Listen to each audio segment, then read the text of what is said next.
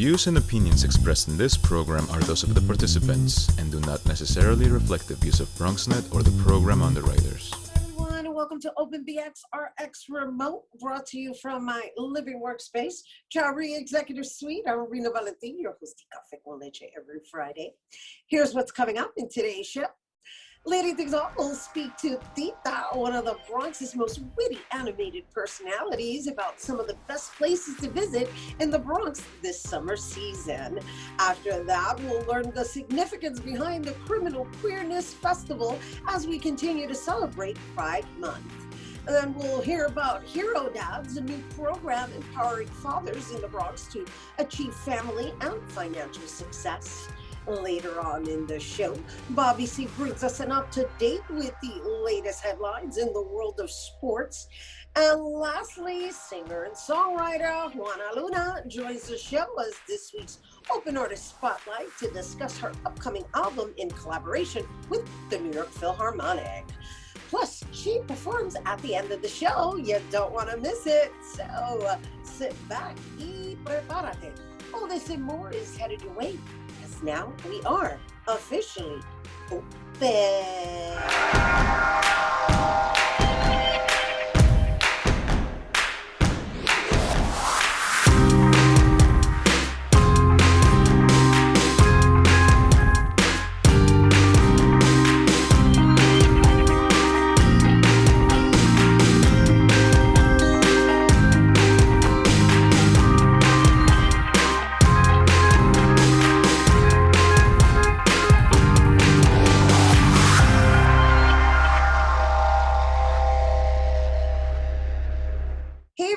Welcome to Open. I'm Rhina Valentin, your host of Café con Leche for the next hour, encouraging you to get social with us online. That is, tweet us and follow us on Instagram at BronxNet TV and like us on Facebook at Open BronxNet Television. And of course, you can always find me on Twitter, FB, Instagram, Insta Stories, and LinkedIn at Rhina Valentin. So this Sunday marks the official first day of summer, and many people are looking for some fun places to visit with the family. And joining us today to give us some of her top spots to visit in the Bronx, we welcome the virtual sensation who recently celebrated her one-year anniversary of making us laugh throughout the pandemic. Let's give a big round of applause and welcome to the one and only Tita, or should I say Tita? Hi, Nena, you got a voice. I love your voice. You should like do a live concert with me one day. Again, you definitely brought lots of smiles into my household, and that's your theme song, So Se Me Pegó. I mean, you have a wonderful singer. From what I understand, it's your creator's wife, so I see you all keep it in the family, which is really dope. Yeah, because you gotta support each other's dreams, you know, you gotta be there for each other. I agree. I am so excited to have you on finally. Hi, Nena, me too. You know, I've been thinking about this for a while because we just recently did an event together and I was like, hey, I gotta be on Rhina's show. I know. I couldn't believe it either. I was like, oh my gosh, we're actually part of a summit together and I've yet to have you on my show. So anyway, here you are now, and it's the summer, and I know we've all been cooped up all year round. And so now, as New York City is reopening, and since you're a South Bronx resident, I wanted to share with our viewers some of your favorite hot spots to visit over the summer. Oh, yeah. Well, you know, for me, it definitely has to be the Bronx Zoo. That's like number one, you know. And I go on Wednesdays because Wednesdays is free, you know, para los nenes, and for me también. Pero before we go to the Bronx Zoo, we always go to like one of the schools nearby to get a free lunch. You know, mainly para los nenes, pero, you know, if there's any extra chicken nuggets, you know, I go in there eat. And there's a lot of places you could go to, you know, también we usually go to like the Bronx Arts Museum que está in the Grand Concourse, and you know, in the summertime the air conditioning feels really good, you know, so that's why, you know, sometimes we go there. I mean, they got really good art, you know, and a lot of artists that you could support, pero también the air conditioning is really right. good. especially when it's really hot out there. So I get it. That's like your little break. That's your little drop-off spot, right? Like that, your little take a break. Let me get some air and absorb some of the artistry that they curate at the Bronx Museum. Yeah, that's like a little stop there, you know. It's like, oh, let me see art, let me see history. Ay, my body's cooling down. Ay. So, all right. So first you said the Bronx Museum, and then you said no. First you said the Bronx Zoo, and then you said the Bronx Museum. And even though I know we're giving people some ideas of how to spend their summer as New York reopens, I want people to also get to know you, because while I know you, and while you're this virtual sensation that's been hitting YouTube by storm, and really have been a huge treat to us within let's say our uptown culture, and just keeping it real. Let's just give everybody a little history of how you even came about.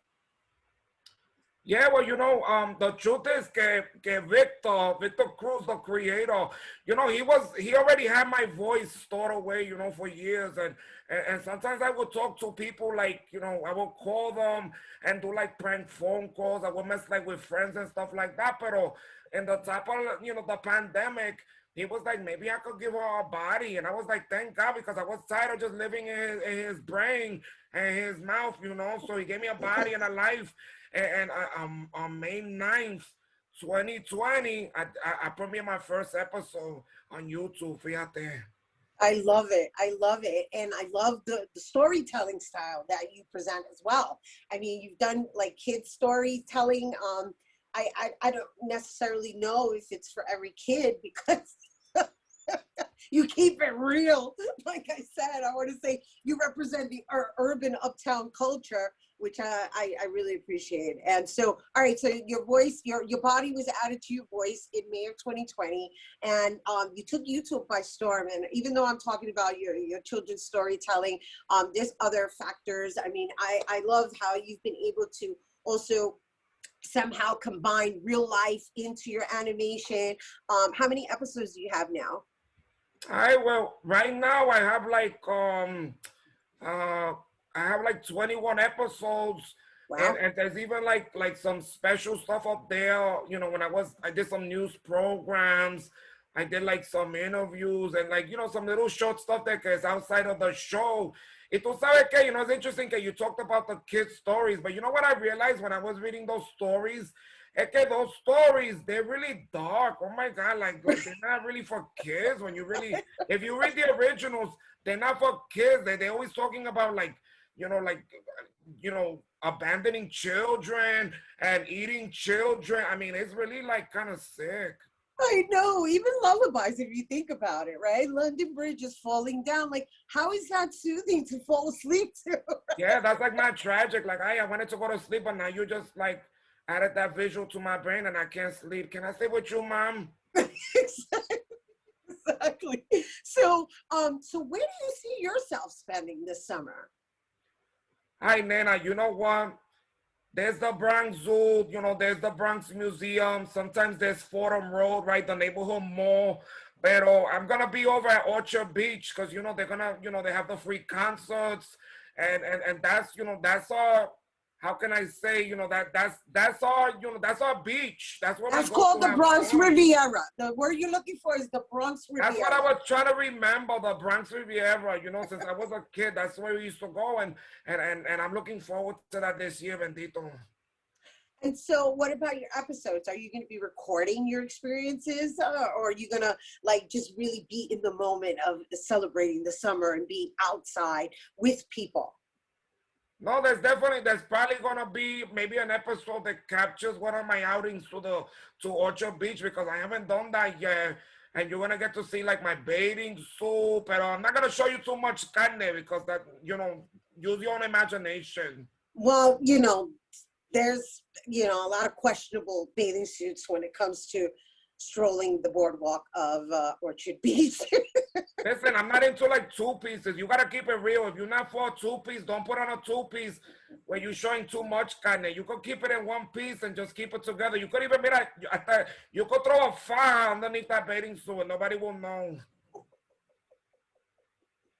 You know, it's always wonderful to share space with you. As we mentioned, you and I participated on a panel together, and I just wanted to make sure that we leave everybody with any food for thought that you'd like people to take into consideration, especially with the vaccination and just the reopening and the non-mask wearing situation that we're in now? Well, listen, I would say like this, I think about my own mother and I think about my family.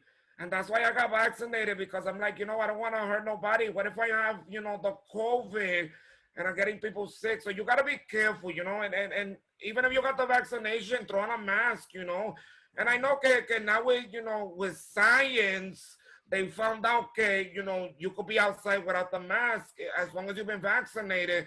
And that's good because, we need fresh air, pero también we need to take care of each other. So don't be selfish. I know you want to have fun. I know you're dying to go out there and take off your clothes and jump in the water, pero bendito, just, think of everybody else.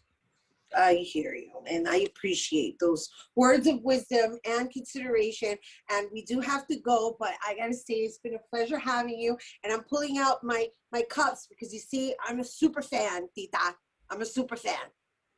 Ay, gracias, nena. And I'm a fan of you. You're like a star of the Bronx. Everybody knows you in the Bronx. I've been watching you for years. And mira, and if you don't mind, I just want to do like a selfless plug. I want to tell people to go to my YouTube channel.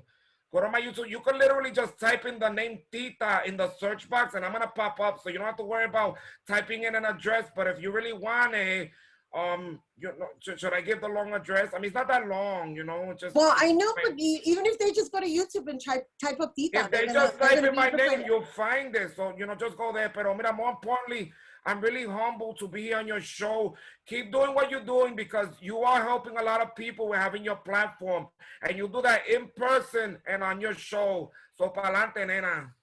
Thank you. Thank you. That means a lot coming from you, Tita. And you guys, for more on Tita, like she said, you can go visit her YouTube. You're going to have a lot of fun.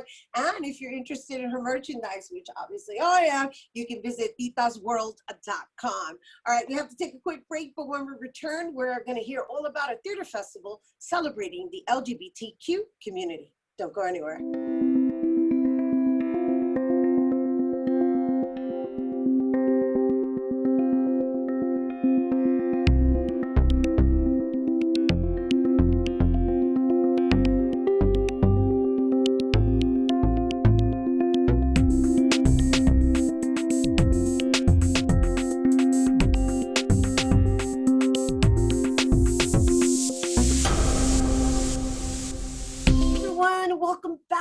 In celebration of Pride Month, the National Queer Theater is presenting the third annual Criminal Queerness Festival. The event showcases innovative new plays by LGBTQ artists from countries that criminalize queer and trans people.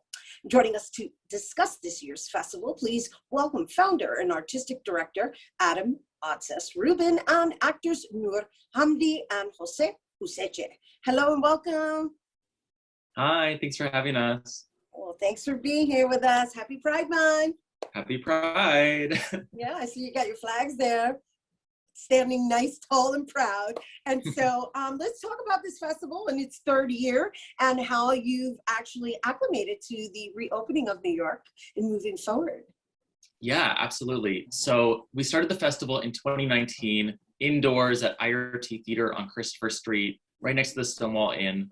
And we had to move the festival online last year on Zoom, which was difficult and also a real blessing because we got to access audiences around the world. And these are international plays where the artists might be dealing with censorship in their home countries because of homophobia or transphobia. So this year, because of COVID, we decided we didn't really want to do the plays on Zoom like we did last year, and we didn't know how the reopening would go. So we set off to do the festival outdoors through New York City's Open Culture program, which for those of you who don't know what it is, it's basically like outdoor dining for theater and performing arts, where theater groups, individual artists can close down a street anywhere in New York City and for $20 put on a performance and sell tickets outside and socially distant. So we're really thrilled to be bringing this work outdoors in New York City as part of the reopening. And we're really one of the first shows back, one of the first theater festivals back, and really proud to be doing this for Pride. That's pretty cool. Thanks for sharing those details. And I'm going to ask you a little bit more about it once we get to know the other guests, because we have Nur and we also have Jose, who are actors in a particular production called When We Write with Ashes by Victor I. Casares, right? And so I understand that, Nur, this is your third year being a part of this festival.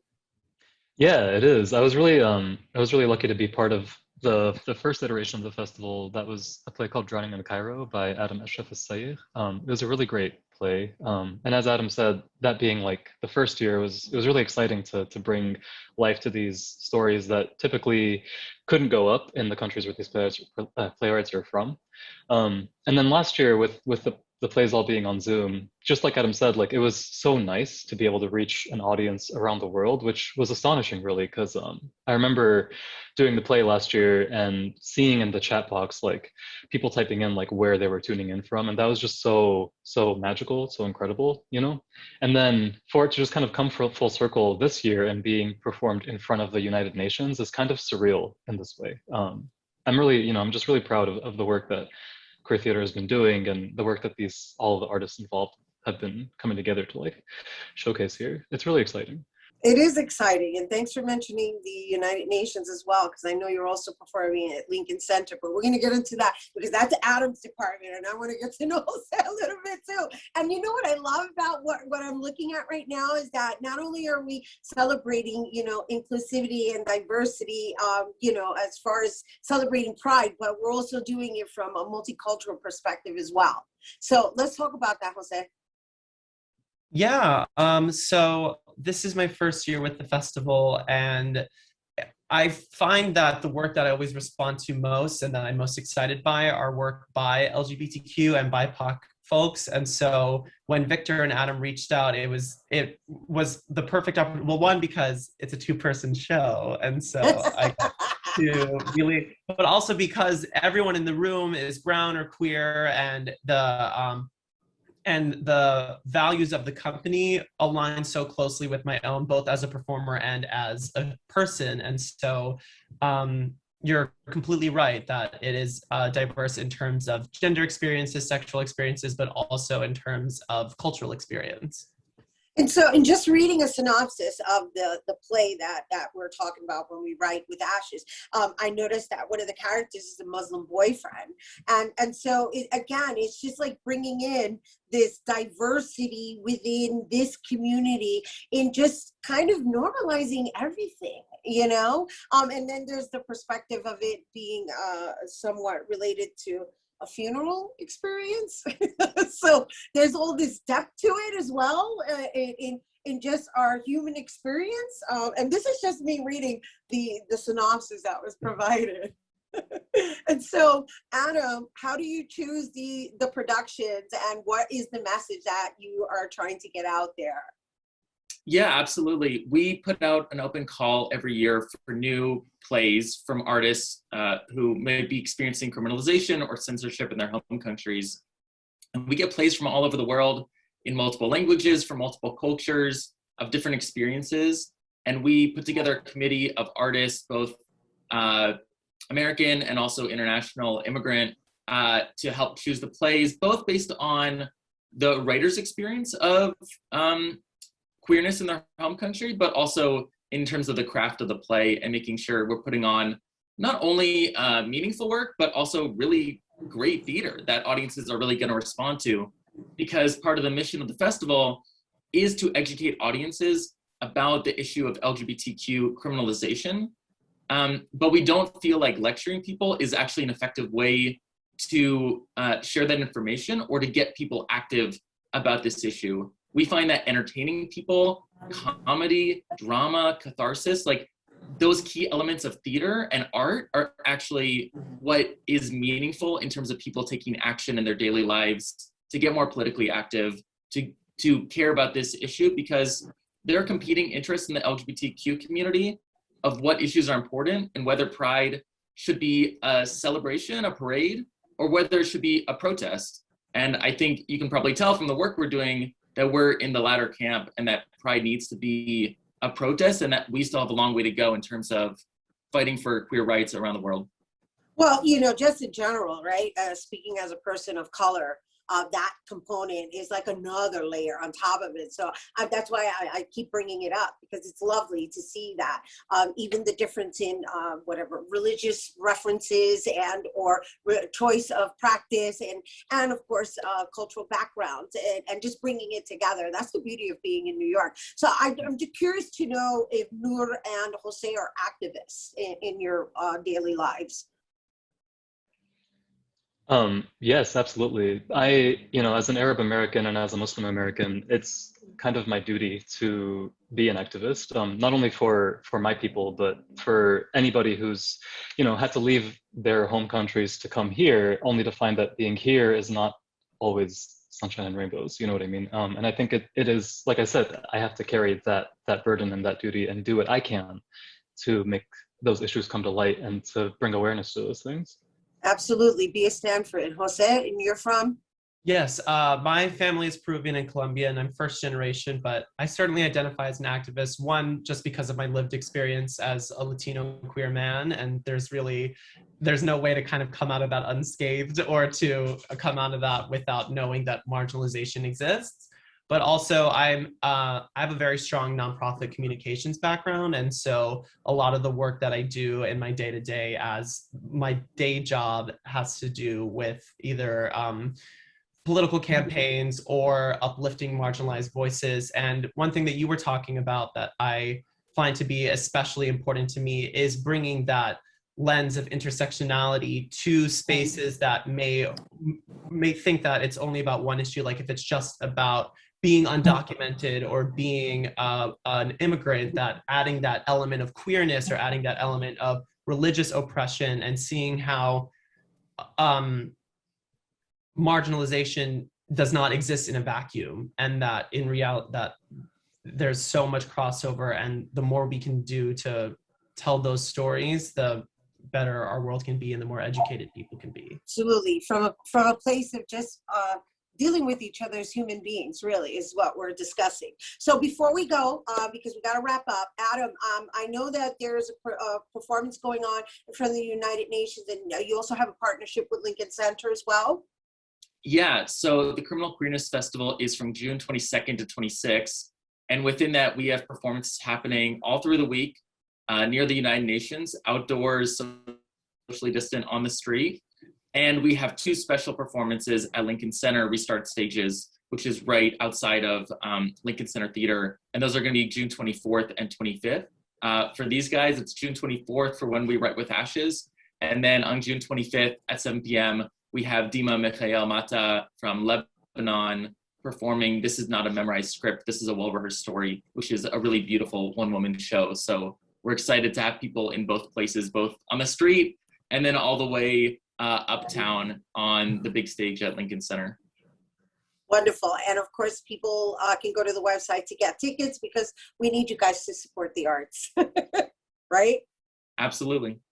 And I understand that they can get festival passes versus just individualized tickets. Yeah, so you can get individual tickets starting at just $30. And then we have a festival pass for $50 where you can see When We Write With Ashes, This Is Not a Memorized Script, and a special reading of a new play called Lealina by Martin Yusuf Zabari from Baghdad, Iraq on June 22nd, all for $50. You can see as much theater as you want for that week at the end of Pride Month. Beautiful. Celebrating Pride with pride. Yes. And honor. Bravo, bravo. Thank you for being here with us, Jose, Nur, Adam. You guys, once again, the Criminal Queerness Festival will take place from June 22nd through the 26th. And if you're interested in getting tickets, you can visit nationalqueertheater.org. We do have to take a quick break, but when we return, we're going to hear about a new program empowering men to become better fathers. Don't go anywhere.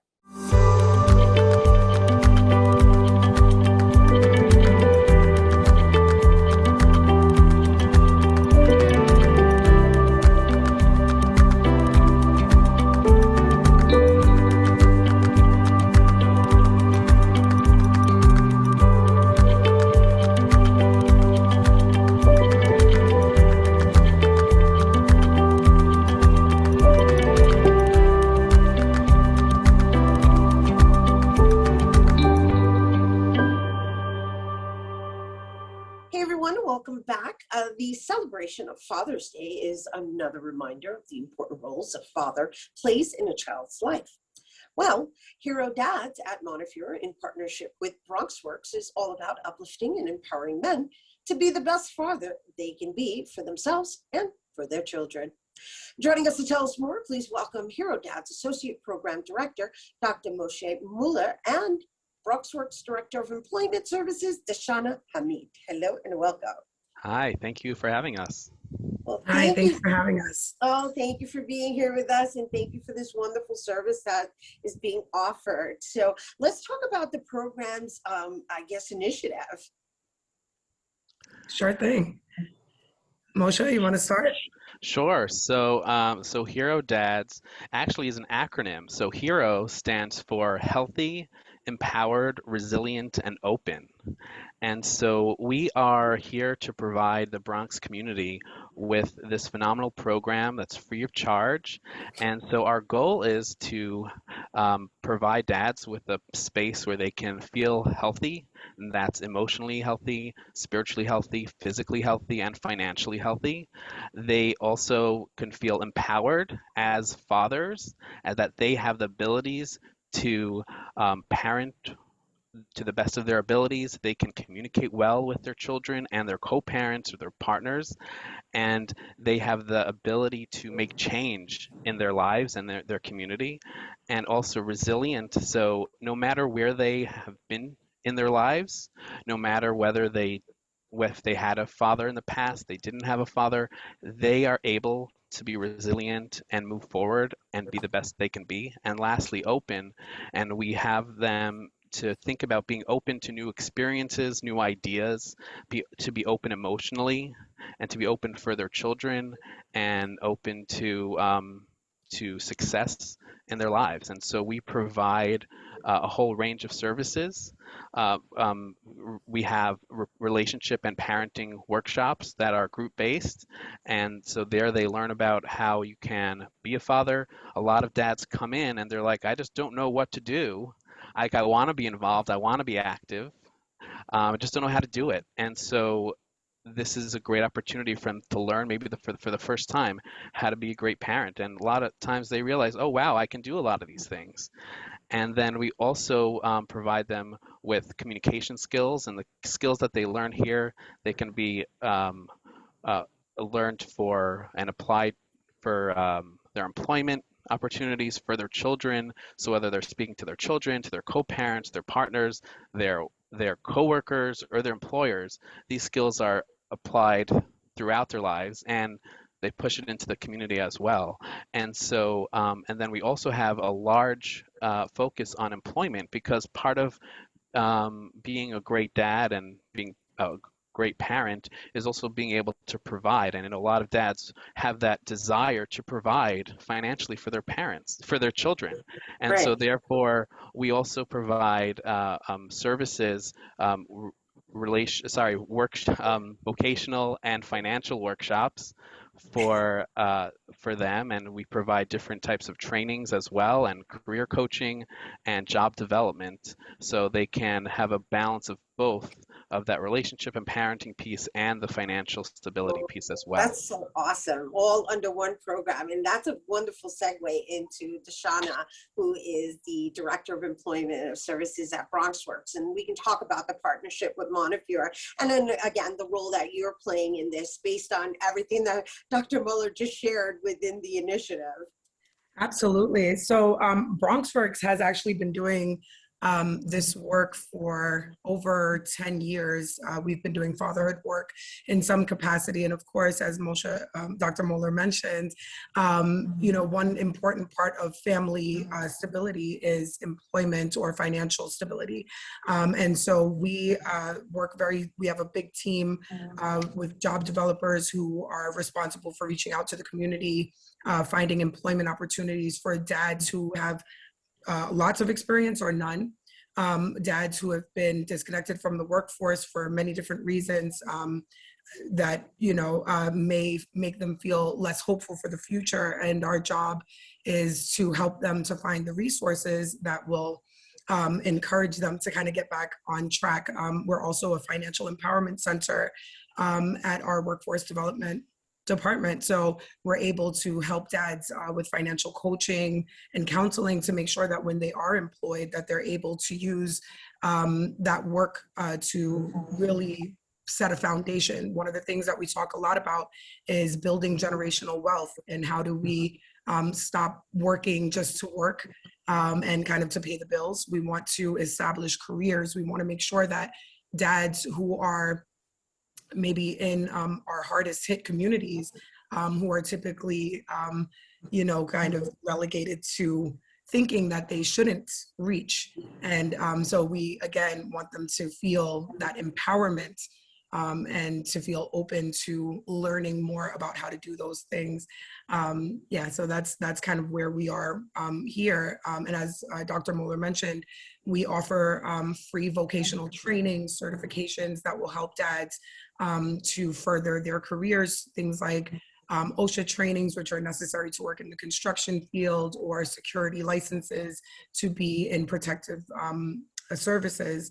And so we try to meet dads where they are and understand that, what they're seeking is mainly to help their children, right? And everything that we do is really for the kids, ultimately. Right. Yeah. Right. And so this is all wonderful stuff that you're sharing. And because I know that you're a psychologist, and you mentioned something, Dr. Muller, with regards to maybe some like being raised fatherless and trying to, not repeat the cycle. And so like what kind of holistic approaches are initiated within this development?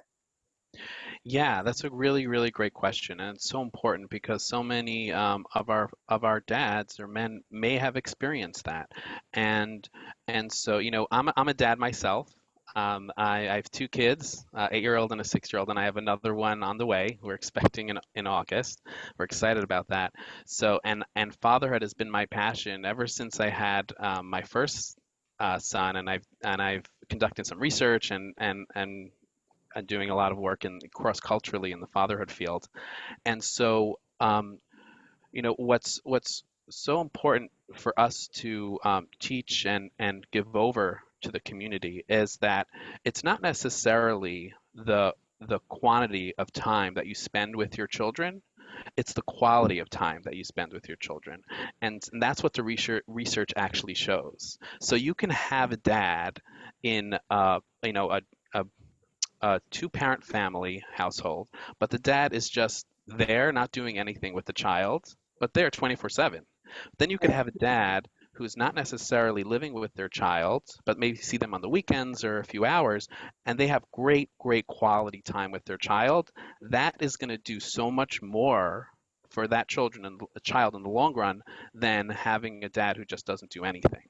So that's what we really try to instill in our fathers, that even if you may not have had a father figure growing up, you may not have had your own dad, but we can help you learn how to be a dad that fits in your situation and your life experience. Right. And that's a lovely statement, right? It's really about not just being around each other versus being together, right?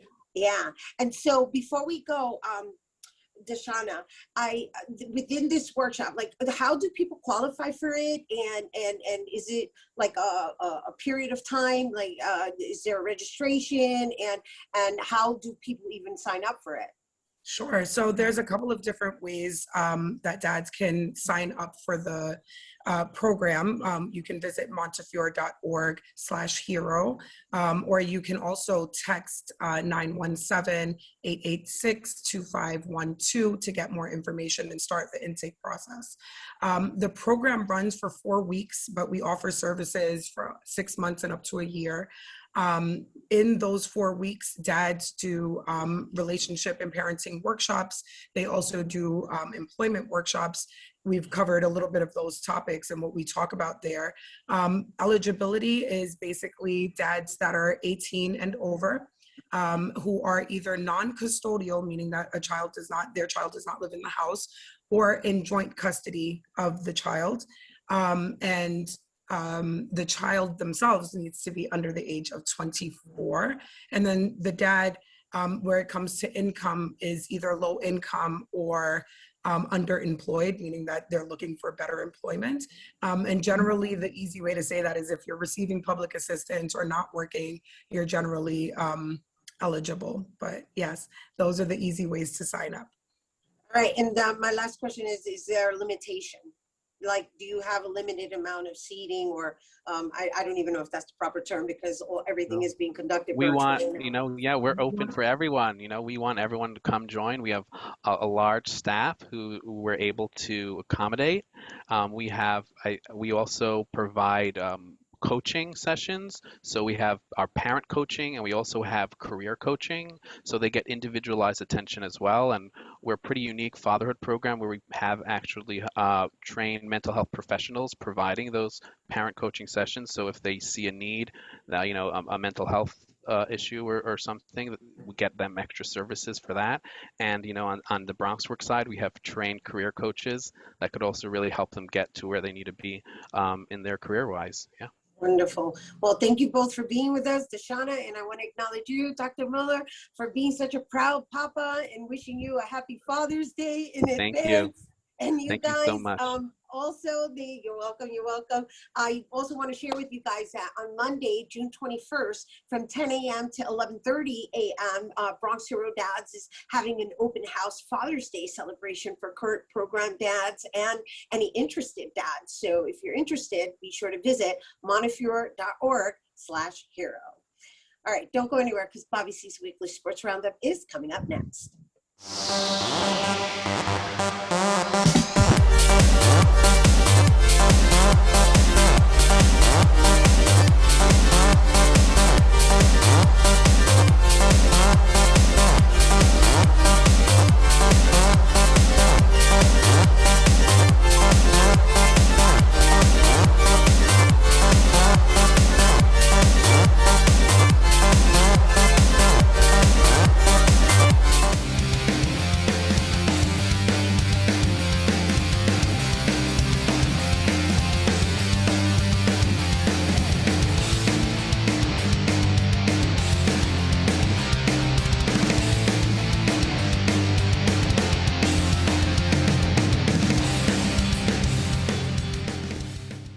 We begin 5-on-5 with the red-hot New York Islanders. The quest for the Stanley Cup continues right here in New York.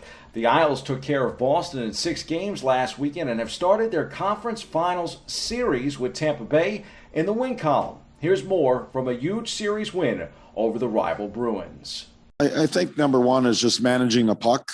2, we were disciplined. 3, we didn't take a lot of risk, or unnecessary risk. I shouldn't say we didn't take risk. Unnecessary risk. I thought that all that game management, puck management, checked with our feet, and I thought we made pretty good decisions. And offensively, I thought we made good decisions in the offensive zone, even though we only got 2 goals. But I thought we managed the game pretty well.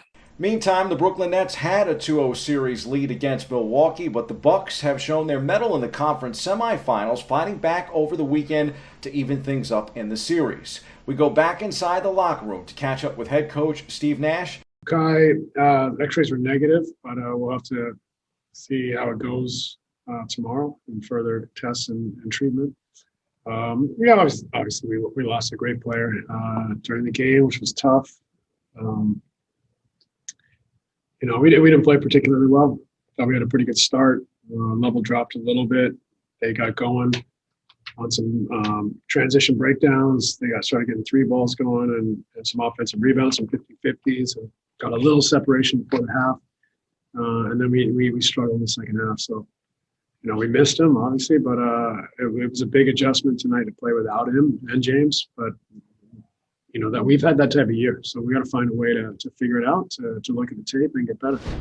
It's always deflating when one of our guys go down, but, like we always have been through the year, it's next man up.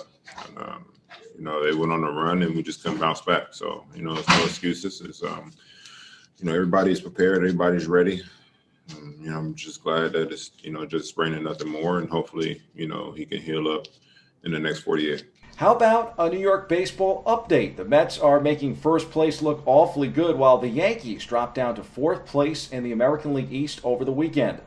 Here's Mets pitcher Marcus Stroman on wins and what it's like to sport the championship belt in the clubhouse. This is just a little additive that we threw in there now, just to kind of, like I said, we always do pitcher and hitter of the game, and we always have a nice little discussion after the game. So it's just something to add to it, add to a little post-game win. That lineup is incredible, man. Honestly, you have to be locked in from pitch one. Truly, you can't fall into any trends. You really can't be in the heart of the plate with that lineup. You really have to live on the edges as far as myself, and you really have to have a good mix. So I felt like my mix with McCann last outing was pretty good. So we kind of went into it with the same mentality. And then as the game progressed, we kind of changed things here and there. But for the most part, my mentality is always to go out there and compete. It's nasty. Everything was moving the right way. He had good command of his stuff. I think him and McCann had a really good plan. They had a really good plan in San Diego, and they carried on to today. And the stuff was just crisp. I mean, you got to look to the board just to see the velocity, because you don't know which pitch it was. I mean, everything's just moving, and whether it's a cutter, the slider, the sinker, and then some curveballs that he threw today, surprisingly. So he added a little more in there, just trying to be ahead of the game, and everything just worked out well. I mean, he was consistent. Mets and Yanks grabbed the third spot on the front end of 5-on-5, but it's certainly not joyous times right here in the Bronx. Here's Yankee manager Aaron Boone. Boone says the club simply has to improve.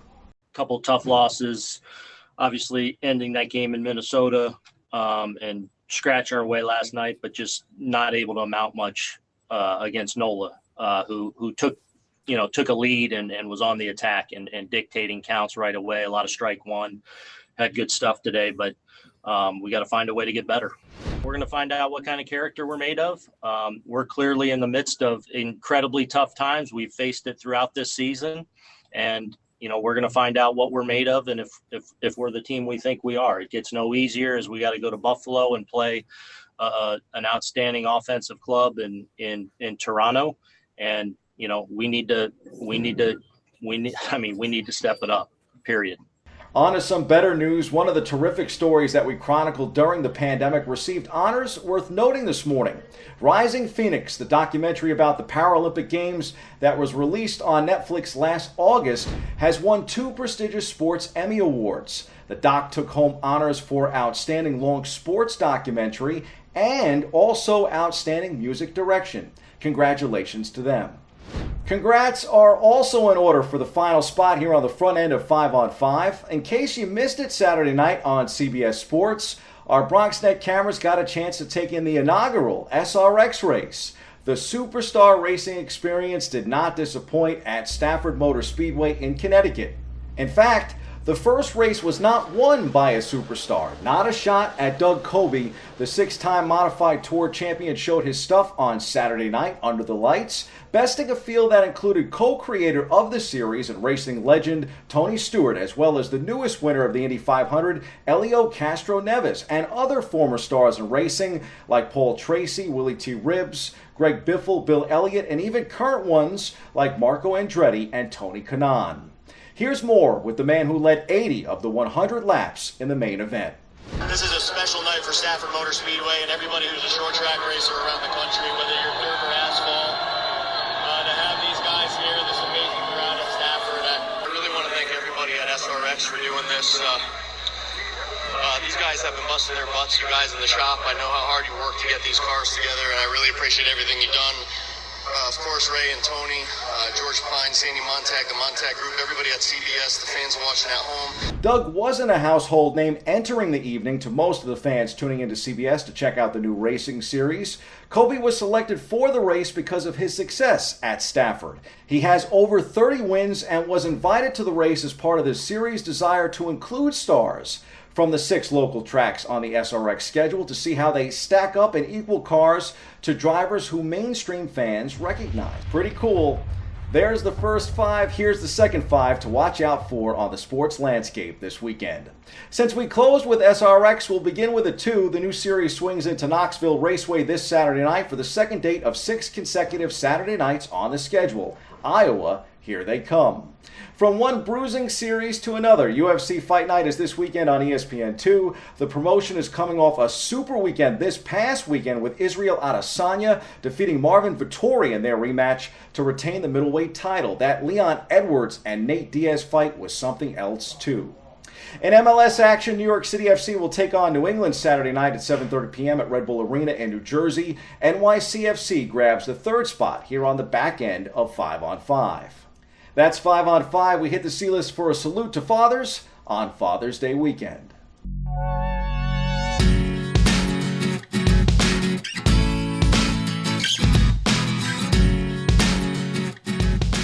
I'm sure many of you could have been introduced to your favorite sports by the man that you call dad in your life.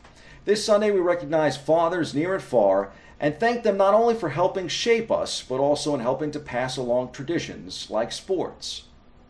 This salute goes out to biological dads, stepdads, or parental figures that aren't your dad, but may have filled the role of one in your life. I've always said right here on the show that for me, with my father passing when I was small, my mother played the role of both mom and dad. So regardless of who is out there playing catch with you or taking you out to your very first baseball game, now is the time to say thank you. It's also a reminder to give thanks and praise even when the calendar doesn't say it's Father's Day.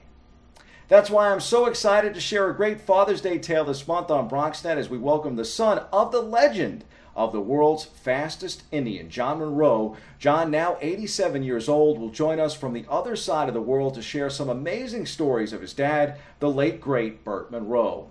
But first, we'll have part 2 of our interview with Yankee great Ron Blomberg right here on Open this Monday morning. Don't miss it. That's your look at sports. I'm Bobby C. See you Monday.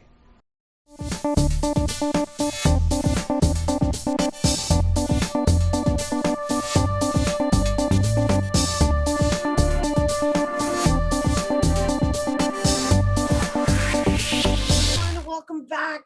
Our last guest is a singer and songwriter from Buenos Aires, Argentina, who's known for her powerful lyrics, melodies, and interpretation of South American styles.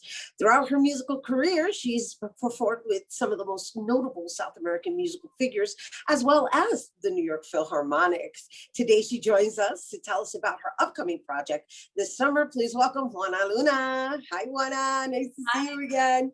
Hi, Rhina. Thank you for having me. I'm very excited to be here today to talk about music.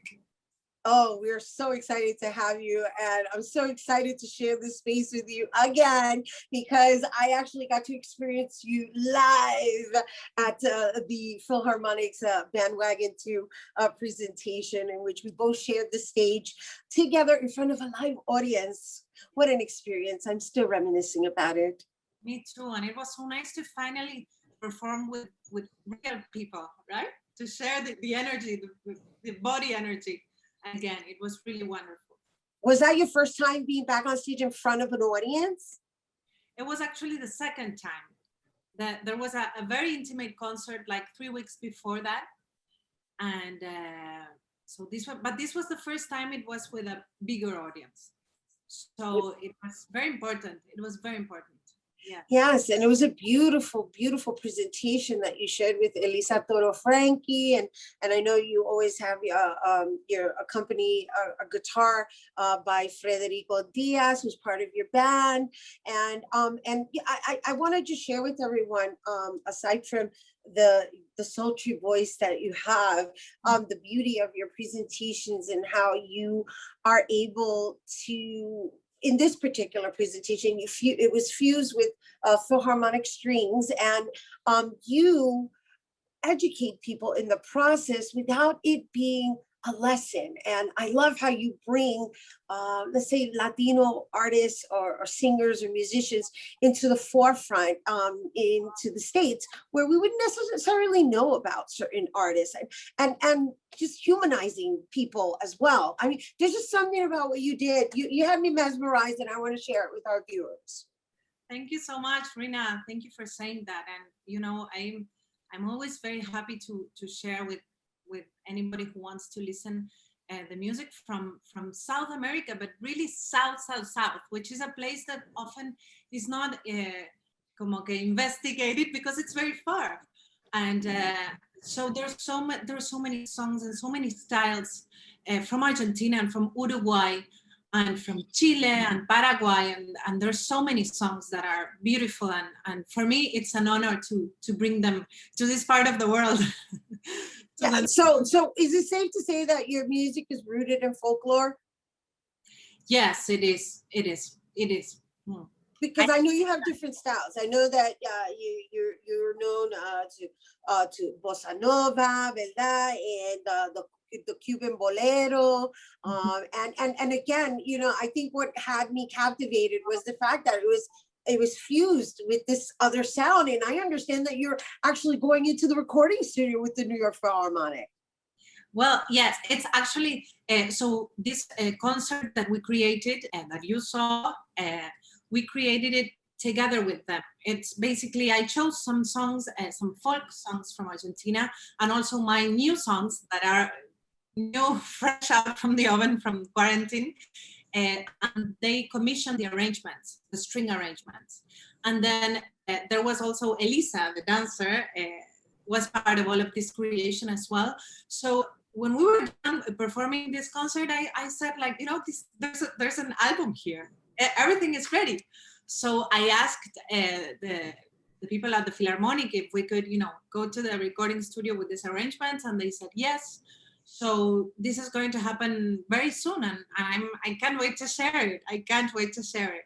I can't wait. I can't wait to hear it. I can't wait to have it access to it whenever I want to hear it. And so you mentioned that these songs were written during quarantine, and I wondered how many songs did you write while under quarantine? So many. I think at least I wrote like 20 songs. It was a very important channel for me. All these times, like especially at the beginning with all the uncertainty, I remember I was writing a lot of songs and about things that I would have never imagined. Like, for example, at one point I realized how important our neighbors are. People that are literally close to us. Suddenly they had such an importance in our life during the quarantine. And I wrote a song for my neighbors, and I wrote a song. I was writing songs, so it was a great way to channel all this uncertainty and, you know, all these feelings that emerged during this time. So I wasn't far off when I was saying about the humanity that comes through your music and your stories, because you're a storyteller as well. Okay, there's the singing aspect of it, but then there's this narration that you do that kind of says, oh my gosh, I need to hear what inspired this. I mean, I'm telling you, me quería entregar. And so I wanted to just mention also, because I did that, you also are a songwriter and a teaching artist for the Lullaby Project and the Big Note, Little Note at Carnegie Hall. So were you employed throughout the pandemic with that particular occupation, or did that get put on pause as well, or was that a contribution to your writing? Let's share a little bit about that. That was fantastic. I mean, I've been with that. It's going to be 3 years that I'm part of the Lullaby program especially, and we write songs with moms that just had kids or are about to have their kid. So basically we partner with a mom that is not a musician, and we talk for 2 hours, and out of this conversation comes a song. And at the beginning, of course, like, we usually go to the locations physically to do this, and at the beginning we couldn't go anywhere, so it was like, okay, we cannot do this anymore. And then things turned 1 week to another. We managed to make this online, and it was so wonderful. Imagine, I was talking to people, and they were telling me their perspective of how they were living their pregnancy or their motherhood, and we were writing songs about this, and it was so special. So I have to say that actually we have the concert, we have the virtual concert. I think it's this Friday. You can check the Lullaby Project at Carnegie Hall. This Friday we'll have the concert in which we will play the songs of these mothers written during the pandemic. So if you want to check it out, it will happen. Yeah. soon. Is all of that available on your website for people to look into further? I will add a link in my website, so you can just access it with a click. Yeah, because they need to follow you because you have a lot coming up, and I love this. You're working with Carnegie Hall and now the New York Philharmonic, and I know we're gonna take a quick break, and you're gonna give us a taste of some folklore music. Is it folklore? Is Jaime Rus considered folklore? This song in particular is a style. Yes, it's from Uruguay. It's called candombe, and it's a specific rhythm from Uruguay. So yes, it's their folk. All right, and you guys don't go anywhere. We have to take a quick break, but when we return, Juana Luna will perform for us, and you don't want to miss.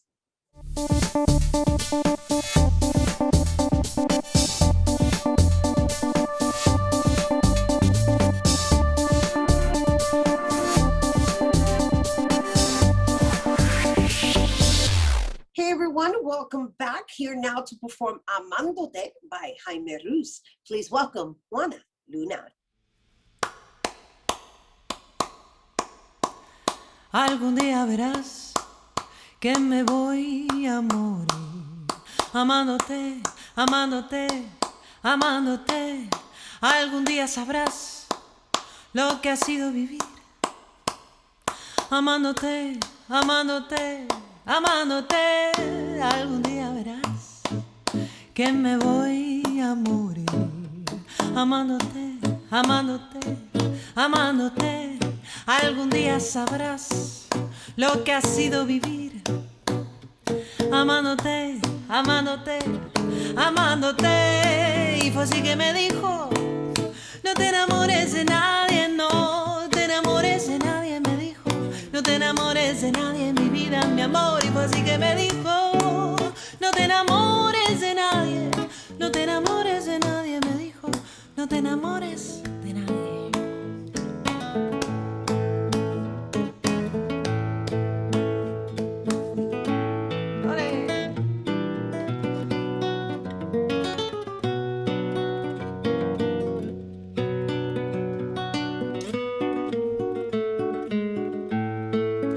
Y fue así que me dijo, no te enamores de nadie, no te enamores de nadie, me dijo, no te enamores de nadie, mi vida, mi amor. Y fue así que me dijo, no te enamores de nadie, no te enamores de nadie, me dijo, no te enamores de nadie, mi vida, mi amor. Me dijo, no te enamores de nadie, no te enamores de nadie, me dijo, no te enamores de nadie, mi vida, mi amor.